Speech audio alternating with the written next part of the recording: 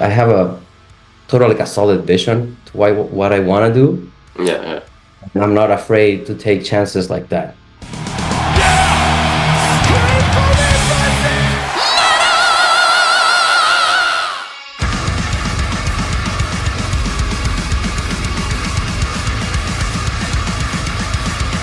Fernando of Ater, thank you so much for your time today. We're getting close to the release of SOMBER. How are you feeling right now? Just a few weeks really before the album comes out. Hey Jasper, thank you for having me on your show. I'm very excited. It's getting close, very close now, and it's been a long time in the works. Mm-hmm. So I'm really excited to finally unleash this album to the world. Yeah, and unleash is the right term because I get to listen to a lot of albums from a lot of bands coming out to review them, for interview them. It sounds like you guys were on a mission to create the heaviest motherfucking album of all time. This is not an album for the weak of heart. Let's just leave it at that. Yeah, Was that, in all fairness, was that part of the mission that you actually, wanted to create something exceptional? I have to agree with you with that. Like, it maybe wasn't like an explicit thing where we talk about, oh, let's do the Yeah, heaviest. But me personally, by the time our first album came out and I started writing the music for Somber, I went through some really nasty stuff in my personal life, yeah. some really dark times, and I sort of made it like a mission of mine to like just put it all out and like to make the heaviest music that I could make at the time, Hmm. and that's what you get on this album.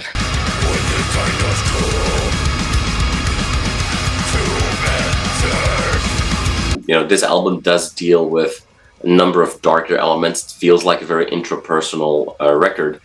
Do I, the sense that I get that a key theme of the album is to kind of face, but also embrace your true and dark self and getting to grips with your flaws in a way. Is there some truth to that, or am I completely off here?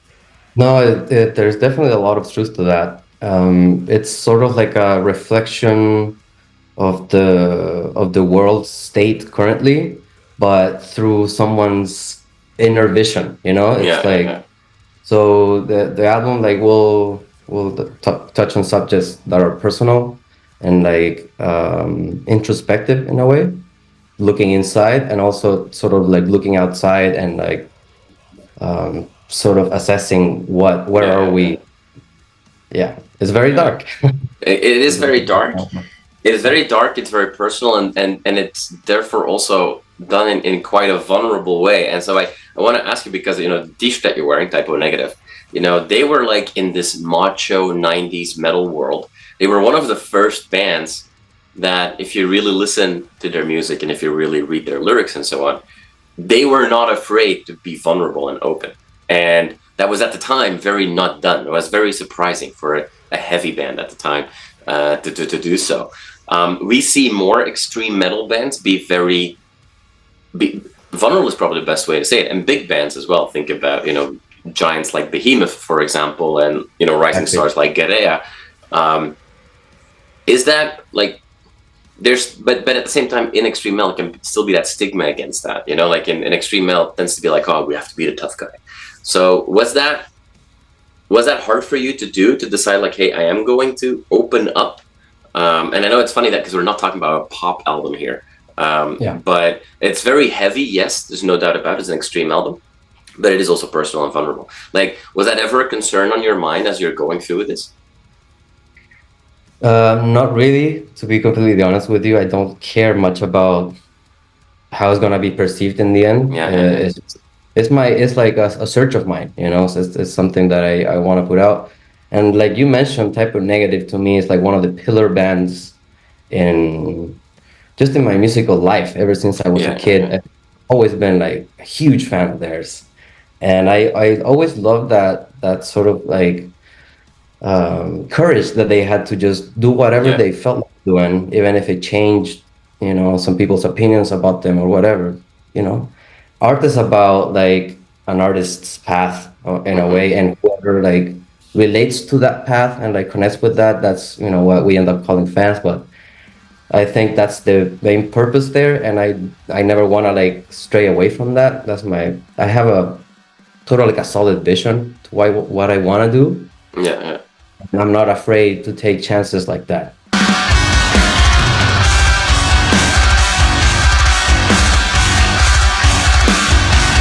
This is a question I've asked quite a few artists that, are very open to share, like, hey, I dealt with some really nasty shit, and this album is a way for me to, talk about that. And I get very different answers always on this question, and I'd love to ask you the question. When you now have created these songs and all the blood, sweat, and tears that went into that in creating these songs and to deal with your inner demons, if you will, now people want to hear you play that music. Some of these songs will become very popular, and you might, have for years and years and years, you'll be asked to play these songs and potentially relive the shit that you had to deal with. For you, is that something that every time you play it, it helps a little? Or is every time you play it a little bit of PTSD and you have to build up the energy to deal with that?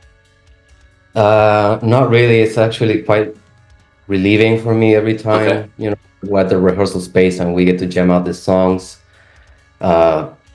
I just feel like releasing stress and releasing like stuff that I have like stuck in me. So it's really positive every time, and I'm actually looking forward to play this stuff live as much as we possibly can, honestly. Yeah. Yeah. Yeah. Okay. So let's go there straight away, because we obviously want to know what's coming. It's still early days in this year. The album's going to come out in 2 weeks from now, I think, as we're talking. What can we expect from you on a stage this year? When are we going to see you play? We're about to announce a Latin American tour that is set to go on August and September. And we're talking to a few booking people over in Europe because it seems that that's where we get the most interest right now, as for now. Mhm. But we haven't had any solid plans as yet. But I'm really sure that we will soon be there. And as far as North America, we're just waiting for the right opportunity.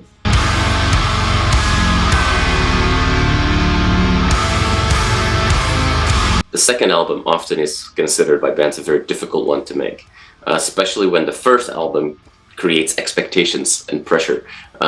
Your previous album got quite a buzz and quite a hype in the underground, and when then a new album is announced, people have expectations, and there's some level of time constraints as well. You can't take forever creating a second first album, which sometimes a band takes 20 years to write.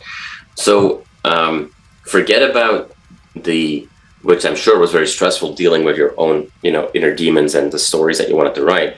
But from a more outside perspective, did you feel that pressure working on this album, that people are now really going to pay attention and care? And you said earlier, don't really care too much what other people think, but did you feel that pressure from the industry?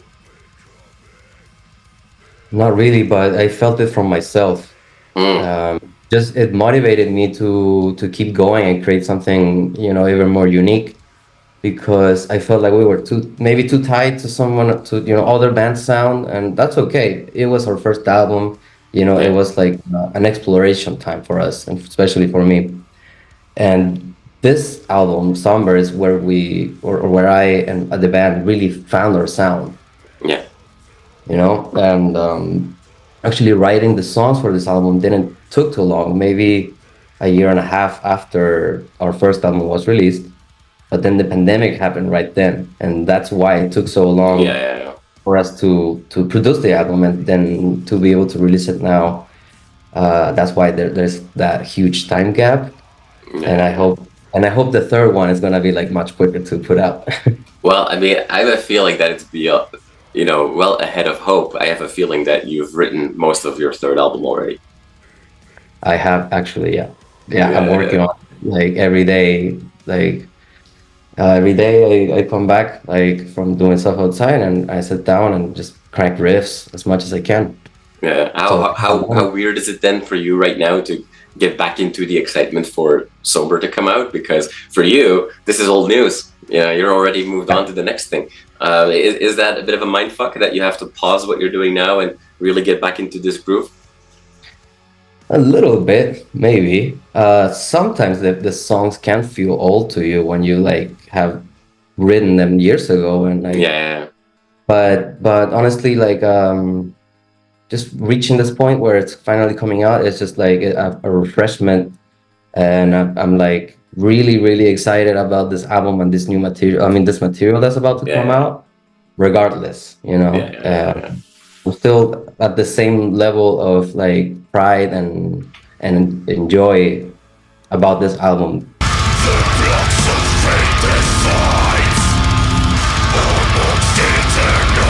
You're a guy with a plan, yeah, with a vision. You know what you want.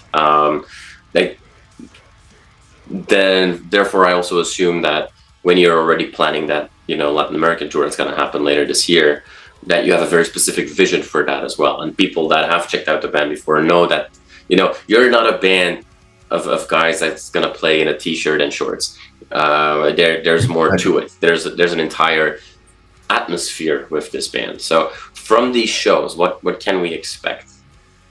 Yeah, we are working hard on the production of the show itself, to really bring it to a next level. Really, anywhere we play, whatever venue, even if we play a dive bar, I want it to be as impactful, you know, as if we were playing any other big arena or anything, really. I want to bring up with us like some stage design stuff to make the audience feel like they're somewhere else sometimes. Yeah, You know, we have stage costumes that we'll continue to use live, of course, because as it became sort of a staple like really quick. And yeah, so that's what we can anticipate for now, is that we're gonna have like some deeper levels of production to the shows.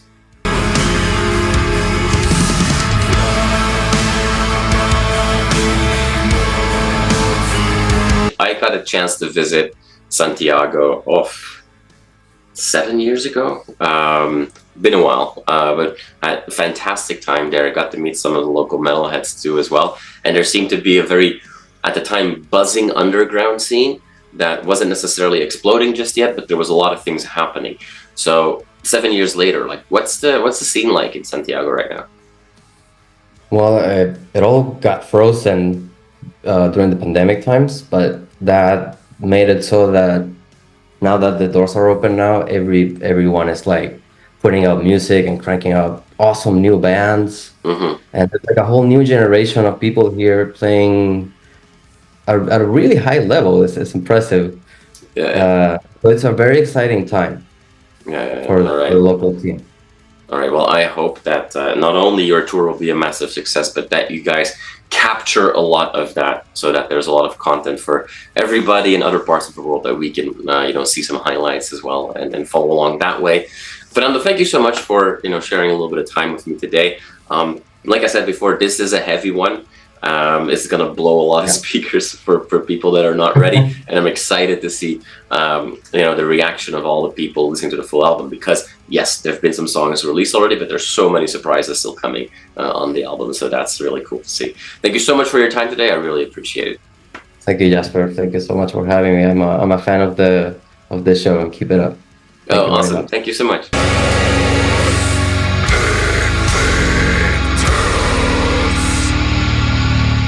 You are awesome for watching this video. Click right here to see more content like it and subscribe to the channel.